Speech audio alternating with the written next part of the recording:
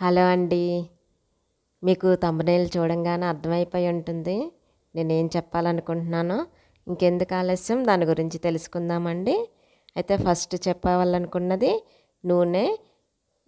దీపారాధనకి ఏ నూనె వాడితే మంచిది అని చాలామందికి డౌట్లు ఉండిపోతున్నది.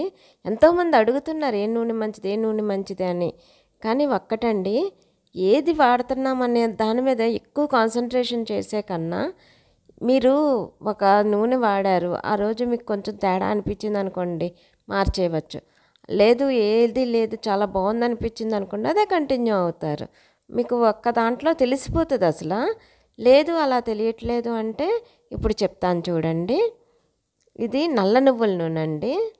ఇది ఎప్పుడైనా ఏ రోజైనా దీపారాధనకి వాడచ్చు. చాలా మంచిది. ఇంట్లోకి నరఘోష రాకుండా చూసుకుంటుంది ఫస్ట్ థింగ్. నెక్స్ట్ ఏంటంటే ఇంటిలోని చెడు అన్నది లేకుండా, చెడు అంటే నెగటివ్ రిజల్ట్స్ రాకుండా అది కాపాడుతూ ఉంటుందన్నమాట. ఇది నాకు ఒక హ్మ్, అంటే పంతులు గారు మిసెస్ చెప్పారు. ఇలాగా ఈ నూనె వాడడం వలన ఎంత మంచి ఫలితం ఉంటుందో అసలు చాలా బాగుంటుంది, వాడి చూడండి అని చెప్పారు. వాడిన తర్వాత నాకు నిజంగా చాలా మంచి రిజల్ట్ అనిపించింది.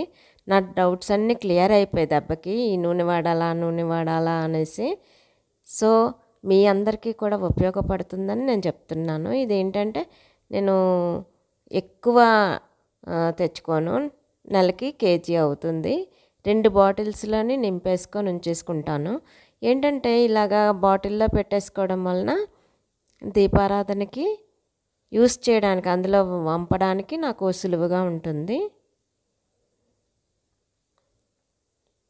ఇంకా మరొక విషయం ఏంటి చెప్దామన్నానంటే, కొందరు అడుగుతున్నారు నన్ను, ఏంటి నేను ఇన్ని పూజలు చేస్తున్నాను, మాలేసుకుంటున్నాను, అమ్మవారికి అంత పూజ చేస్తున్నాను, తెల్లారే లెగిసిపోతున్నాను, రాత్రి వరకు అలా పూజలు చేస్తూనే ఉంటాను ఎక్కువగా, అయినా కూడా నా కష్టాలు తీరట్లేదు అని అడుగుతున్నారండి.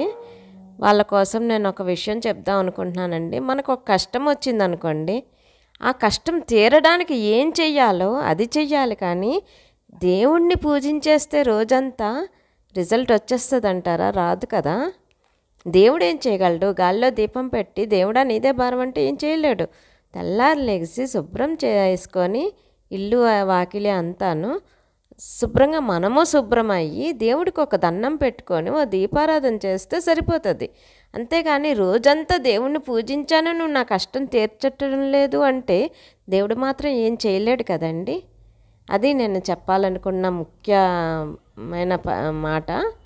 నేను ఒకరిని చూశానండి. ఏంటంటే నేను పేరు గట్రా ఏమీ చెప్పను. వాళ్ళు ఏంటంటే తెల్లారు లెగిసి అసలు అమ్మవారికి ఎంతో పూజలు చేస్తారు. కానీ ఈ రోజున వాళ్ళు ఆ పూజ చేసే స్థితిలో లేరు. ఎందుకంటే పూజ చేసేస్తే అమ్మవారు కటాక్షణ జరుగుతుంది అనుకుంటే, ఏం కావాలంటే అది వచ్చేస్తుంది అనుకుంటే, వేరేగా మనం కష్టపడక్కర్లేదు. మన కాళ్ళ దగ్గరికి అన్నీ వచ్చేస్తాయి కదా, పూజ ఒకటి చేసేసుకుంటే సరిపోద్ది కదా. కానీ మనం ఏం పని చేయాలనుకుంటున్నామో దానికోసం కష్టపడడం చాలా ముఖ్యమండి. చాలా సింపుల్గా దేవుడికి ఎక్కువగా పూజలు చేసేయడం అది మాత్రం అంత కరెక్ట్ కాదు. మనకి ఎలాగో పండగలు అయ్యి వస్తాయి, పండగలప్పుడు మనం ఎక్స్ట్రా పూజలు చేస్తాం. ప్రతిరోజు చేయాలంటే అది జరగని పని అనమాట, ఎక్స్ట్రా పూజలు గట్రా. చక్కగా దేవుడికి శుభ్రం అన్నీ చూసుకొని పుష్పం, ఫలం, ధూపం, దీపం, నైవేద్యం. దీపారాధనకు కూడా చూసారా నేను ఎలా పెట్టానో?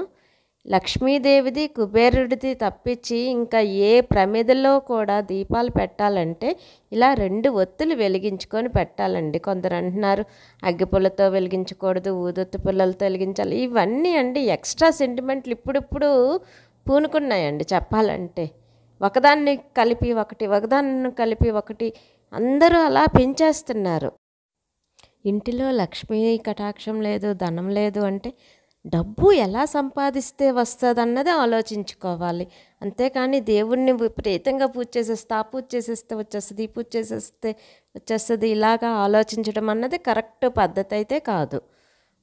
దేవుడికి దండం పెట్టుకొని అప్పుడు మనం చేయాల్సిన పనులు మనం చెయ్యాలి.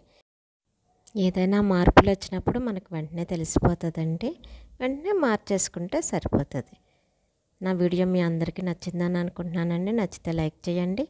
మరో మంచి వీడియోతో మళ్ళీ కలుద్దాము. ధన్యవాదములండి.